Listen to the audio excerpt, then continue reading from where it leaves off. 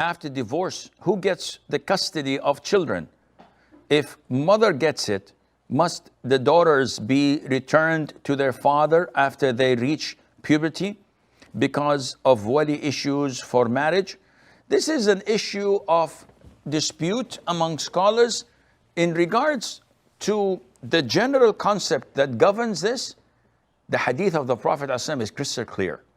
The mother, after divorce, is worthy and is given the priority of custody of her children unless she gets married. Scholars say that if the boy reaches a certain age, whether 7, 9 or whatever, he's given the choice to choose between his mom and dad. But in the beginning, before that, he's with his mother. And his father is obliged to provide for him the shelter, the food, the medication, the education, the whole 9 yards.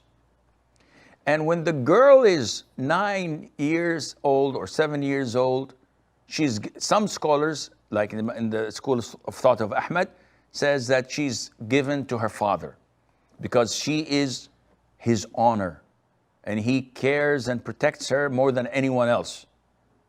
Anything that tarnishes her reputation tarnishes his reputation. Unlike boys and men, they can go around and play without anyone talking negative about them, but girls and females are different. The other schools of thought say no, the same ruling applies.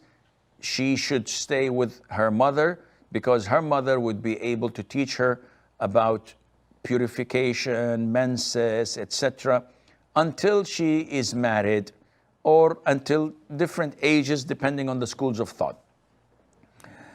But the most authentic opinion is that the custody is awarded to the one who takes care of the child. So yes, by default, a 2-year or 3-year-old must be given to his mom until she remarries. If she doesn't, she keeps him. But if she's not taking care of him, if she's a bad woman or flirting with other men, not praying, not educating him, not teaching him or her how to pray, not feeding him properly, in this case, the child is taken away from her and given to his father in order for him to take care of.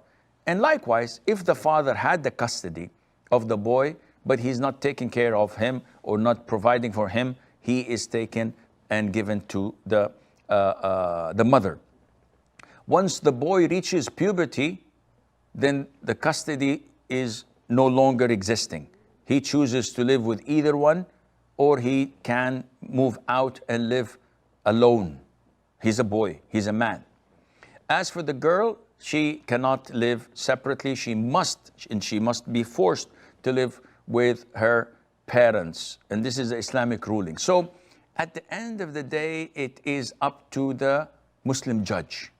He's the one authorized to look at which is the best for the child.